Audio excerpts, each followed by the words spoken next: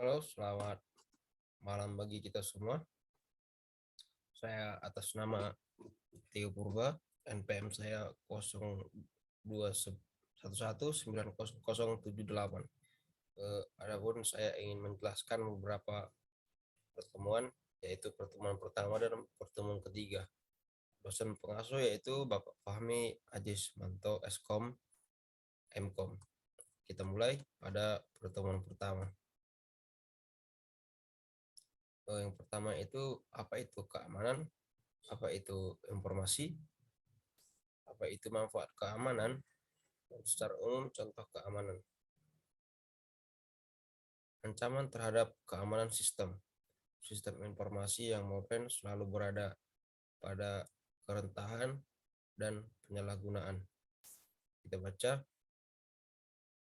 perlindungan dalam suatu sistem informasi pengaman yang merujuk kepada satu kebijakan, dua prosedur, tiga pengukuran teknik yang digunakan untuk mencegah akses yang tidak sah, empat penggantian, 5. Pencurian, 6. Kerusakan fisik pada sistem informasi. Sedangkan pengendalian terdiri atas 1. Metode, 2. Kebijakan, 3. Prosedur organisasi yang menjamin keselamatan aset-aset organisasi, 4. Ketepatan, 5. Keandalan catatan rekeningnya serta kepatuhan operasional pada standar manajemen. Pentingnya keamanan sistem informasi. Pada tahun 1997, majalah Informasi Week melakukan survei terhadap 1.271 sistem atau network manager di Amerika Serikat. Hanya 22% yang menganggap keamanan sistem informasi sebagai komponen sangat penting atau extremely important. Mereka lebih mementingkan reducing cost dan improving competitiveness. Meskipun perbaikan sistem informasi setelah dirusak justru dapat menelan biaya yang lebih banyak, terlihat sebagai besaran yang tidak dapat langsung diukur dengan uang atau intangible. Keamanan sebuah sistem informasi sebetulnya dapat diukur dengan besaran yang dapat diukur dengan uang atau tangible. Tujuan terhadap keamanan sistem informasi.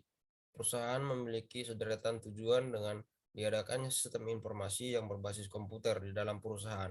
Tujuannya yaitu integritas, 2. Kelanjutan dan kerahasiaan dari pengolahan data, 3. Keuntungan dengan meminimalkan risiko harus diimbangi dengan biaya yang dikeluarkan untuk tujuan pengamanan.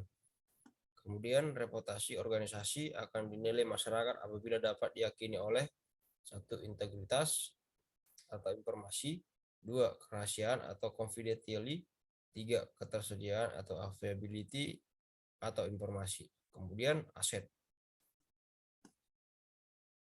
Yang pertama harus kita ketahui yaitu informasi adalah aset organisasi yang sangat berharga dan penting seperti aset-aset yang lain. Misalnya, sistem informasi suatu keharusan untuk melindungi aset, kategori aset-aset sistem informasi. Personal system, analisis programmer, operator, database, administrator, spesialis jaringan, spesialis PABX, yang berada pada hardware, CPU, printer, terminal atau monitor, routers, switch. Sekarang kita membahas aset. Aset terdiri dari beberapa software seperti software aplikasi, sistem software, data, fasilitas, penunjang. Bagi bagiannya pada software aplikasi yaitu sistem debtors, creditors, pengajian, GL, ERP. Sistem software, operating system, compilers, utilities, database system, pada data, transfer file, backup file, pada fasilitas, mebel, ruang kantor, filing cabinet. Terakhir yaitu penunjang, bagiannya itu tabs, CD, DVD, disk, pack, kemudian kertas, printer, tinta printer. Adapun ancamannya yaitu suatu aksi atau kejadian yang dapat dilakukan perusahaan dapat merugikan perusahaan. Ancaman aktif mencakup kecurangan dan kejahatan terhadap komputer. Ancaman pasif mencakup kegagalan sistem, kesalahan manusia, dan bencana alam. Hardware dikarenakan kerusakan pada biar pad listrik, korsleting, dan disk crash. Kegagalan SDM dikarenakan sangat minimnya training atau pelatihan bagi personel alam dikarenakan faktor cuaca yang tidak normal, panas, banjir, gas, proyektil, gempa, letusan gunung. Keuangan biasanya disebabkan oleh tuntutan hukum pihak ketiga, pilot, mogok kerja, hura-hura. Eksternal, sabotase, spionase, hura-hura. Internal, dalam bentuk kecurangan, pencurian, kejahatan, atau virus, membangun malikus dalam kurung software. Sangat rahasia. Inti utama dari aspek kerahasiaan adalah usaha untuk menjaga informasi dari orang-orang yang tidak berhak mengakses. Kemudian, privasi lebih ke arah data-data yang sifatnya privat. Serangan terhadap aspek privasi, misalnya usaha untuk melakukan penyadapan, usaha-usaha yang dapat dilakukan untuk meningkatkan privasi adalah dengan menggunakan teknologi atau kriptografi.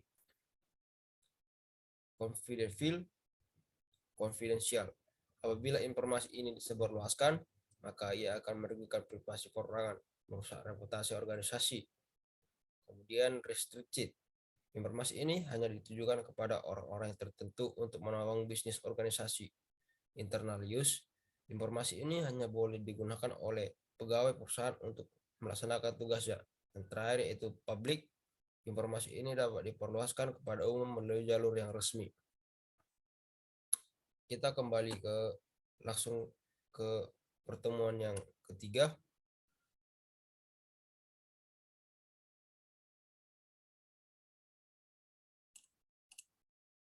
Pertemuan yang ketiga yaitu dengan judul Access Risk. Apa itu Access Risk? Access Risk yaitu keamanan informasi diperoleh dengan mengimplementasikan bermacam-macam alat kontrol dan juga kebijakan-kebijakan atau prosedur-prosedur.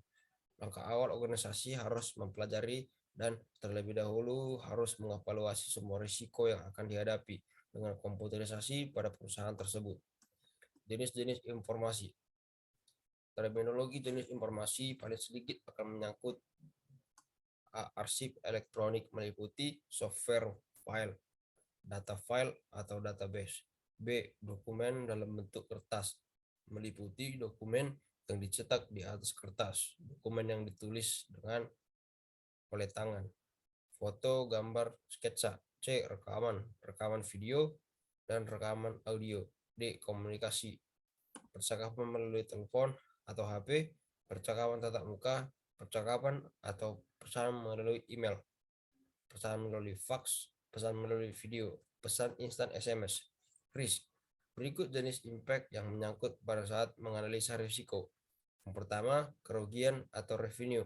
Kerugian atas model organisasi, kerugian mengenai reputasi di pasar, menghilangkan kesempatan bisnis, kerugian di pasar modal, kehilangan kepercayaan pelanggan, kehilangan kepercayaan pemegang saham, melanggar regulasi, melanggar hukum, tercemarnya nama baik organisasi.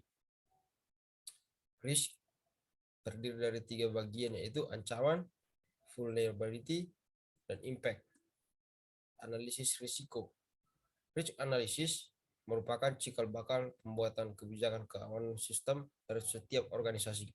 Risk analysis melibatkan penentuan apa yang harus diprioritaskan dan dikontrol oleh organisasi, apa yang dibutuhkan untuk memproteksinya, bagaimana cara memproteksi dan mengontrolnya.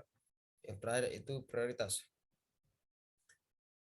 Tujuan utama risk assessment mengidentifikasi, proteksi, dan kontrol terhadap informasi.